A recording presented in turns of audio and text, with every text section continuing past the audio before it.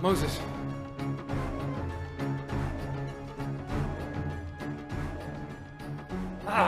Where are you, Moses? Moses, where are you? I'm here, Pharaoh, beside you.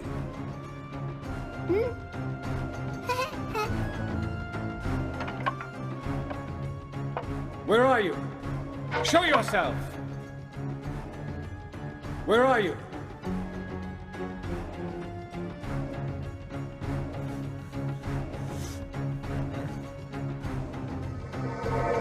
Ah, there you are! Why do you persecute me?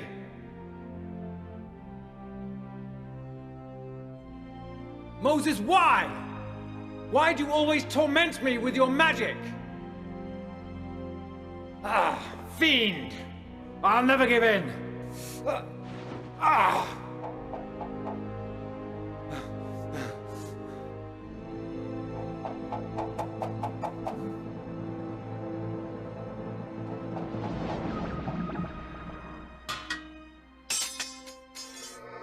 You sinned against our Lord. Jehovah is the Almighty, and you will never succeed with him. He is the Invisible One. I'll never be rid of this nightmare. My son. My son.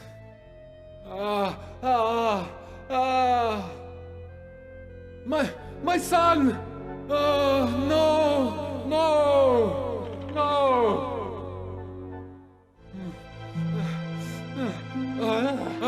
It's a nightmare! It's a nightmare!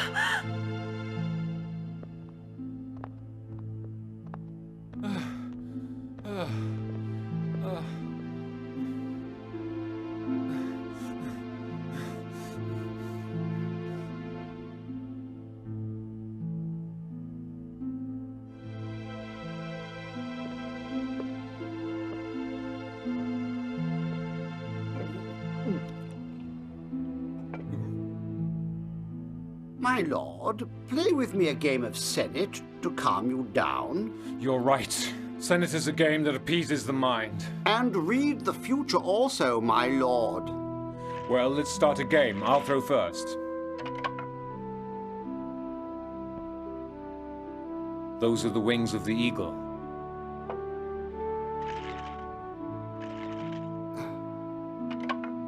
The three ibis. Well, well, well. Now it's your turn.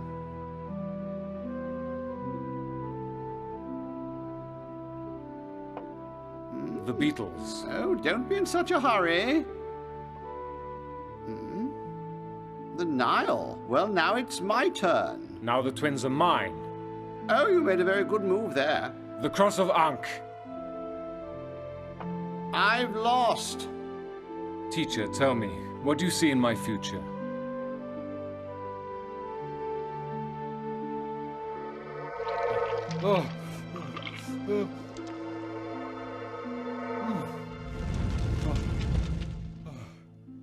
I see only blood and fire, my lord.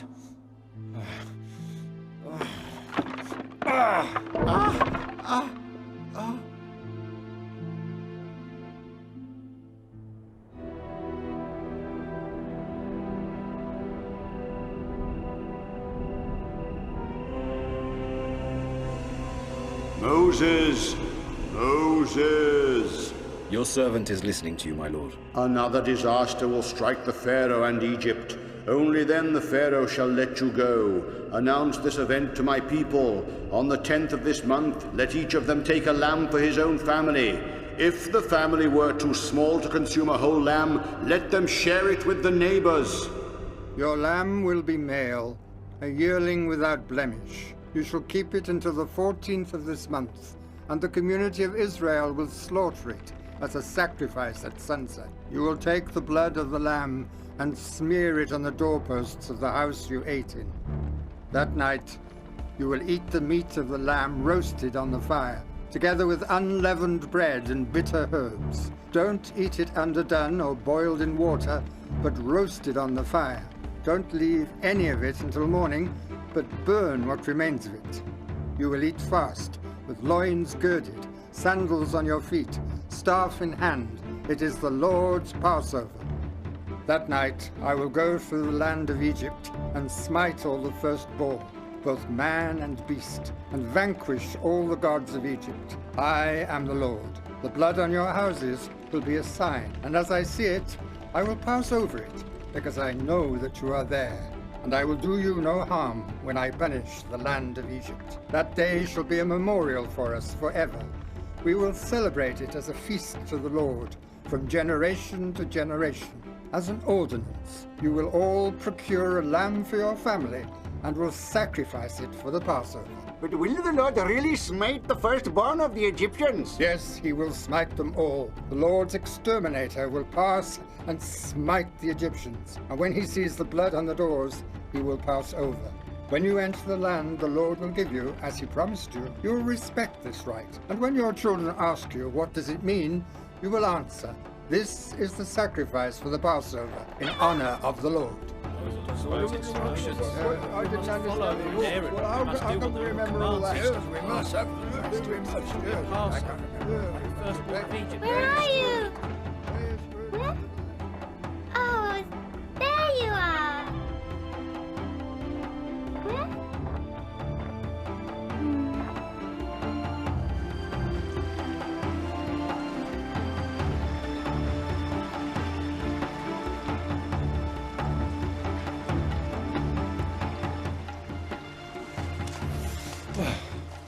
I haven't heard news of Aaron and Moses in a long time. How come?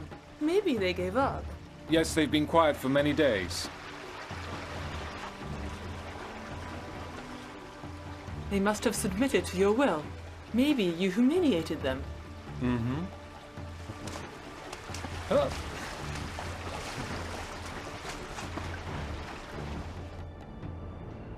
In the silence of night, only the windows shone, their lights like incredulous open eyes. There was an air of unreality and stillness. Expectation hung in the air. A full moon was set in the heavens and black clouds drifted. For the children of Israel, that night was surely their longest. Suddenly, the eerie silence was broken by the presence of two men. Go get lambs for your families, sacrifice them for the Passover. Then take a bunch of hyssop, dip it into the blood, spray the blood on the lintel of your doors. When I see the blood, I'll pass over. The Lord's Passover. Nobody shall cross the threshold until morning.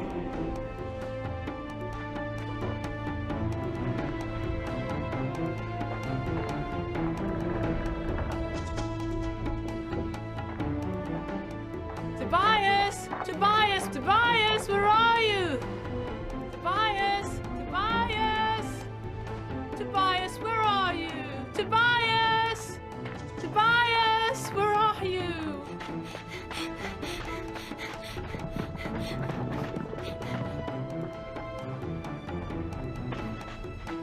Where have you been?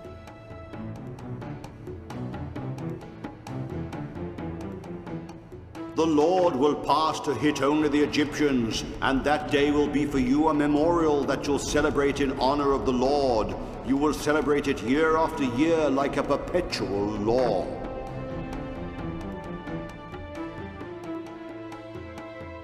On the 10th of this month, each of you will take a lamb for his own family, a lamb for his home.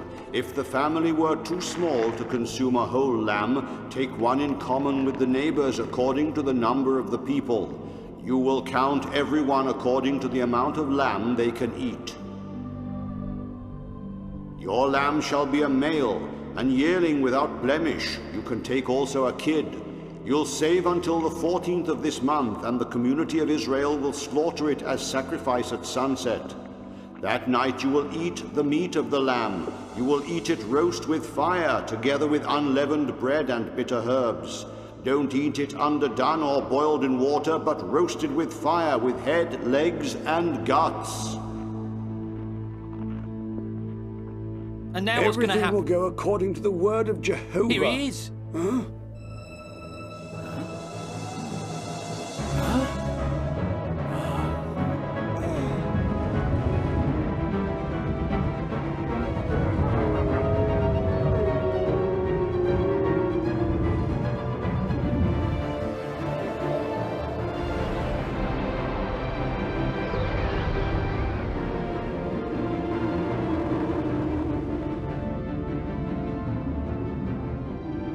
Close your eyes. Nobody can look at the destroying angel of the Lord in the face.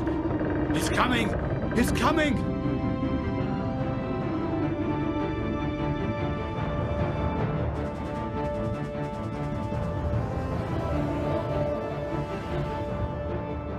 Midnight came. The angel of death struck down every firstborn in the land of Egypt, the firstborn of the richest and of the poorest, the firstborn of livestock too. Egypt fell into mourning. Huh? What? Oh, it's the wind. No! Wake up! Wake up! He's dead! No. My son is dead! Anubis, give us our son back. The wind, bringer of misfortune and bereavement, carried away the souls of the Egyptian firstborn dead. Sir! Sir! Sir! Your eldest son is dying!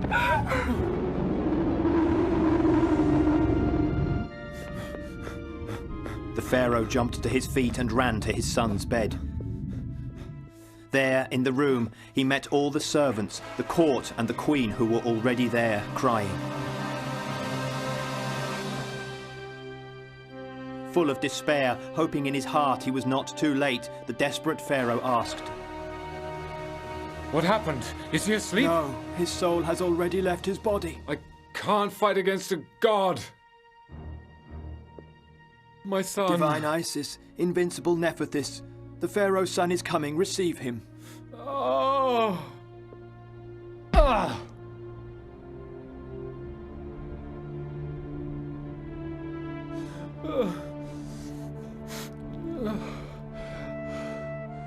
No.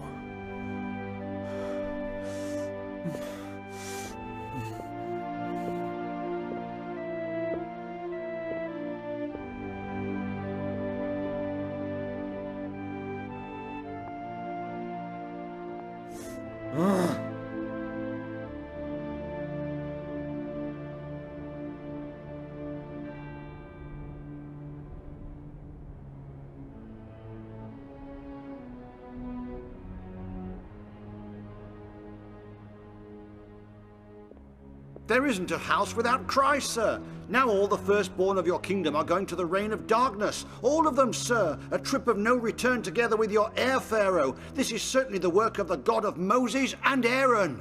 Teacher, call them. Summon them here. Now, my lord. Now! The guards went to call upon Moses and Aaron, as the pharaoh had ordered.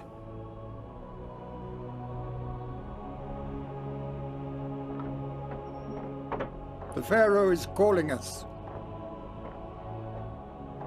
And so once again, Moses and Aaron crossed the threshold of the pharaoh's sumptuous palace.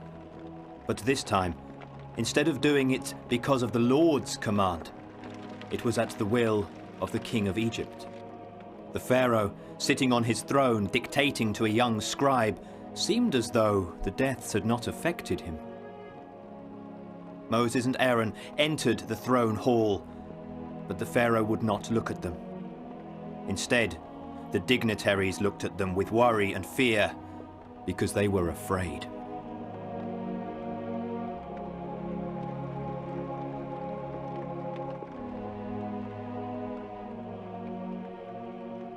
Moses and Aaron continued walking, crossing the great hall to get nearer to the throne, but still, the Pharaoh did not move.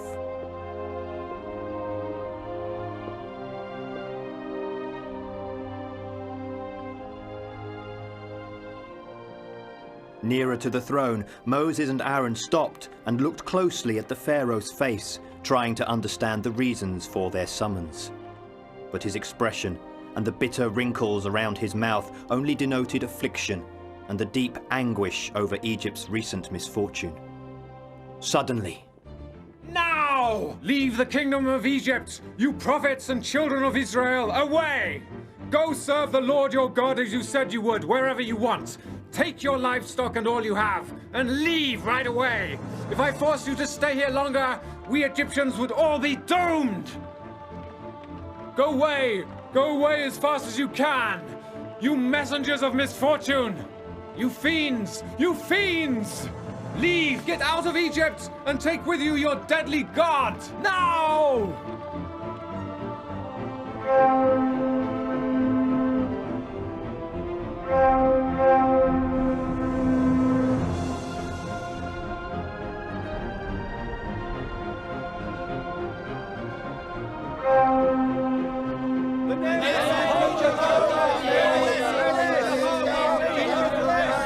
The name of the Holy Jehovah may always be blessed. Did you see? We're free finally! the people of Israel prepared for their great exodus. Following the Lord's advice, the Hebrews asked the Egyptians for clothes and items of gold and silver. The Egyptians, anxious to be rid of their former slaves, handed them over.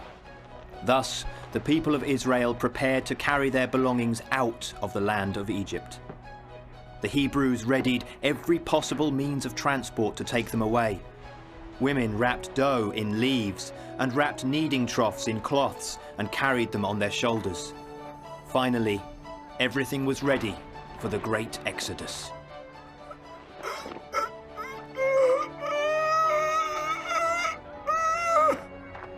Are we back? Wait, we'll help you.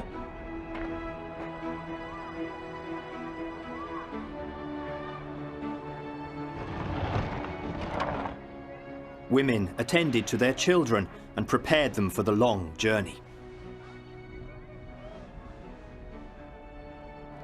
They also filled huge urns with water to drink during their long march to the promised land.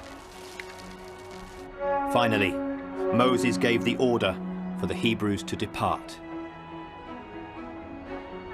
Children of Israel, today, according to the will of the Almighty, we will depart for the promised land. This journey will be a long and hard one, but do not be afraid and never be discouraged, because Jehovah is always by our side, and he will not abandon us.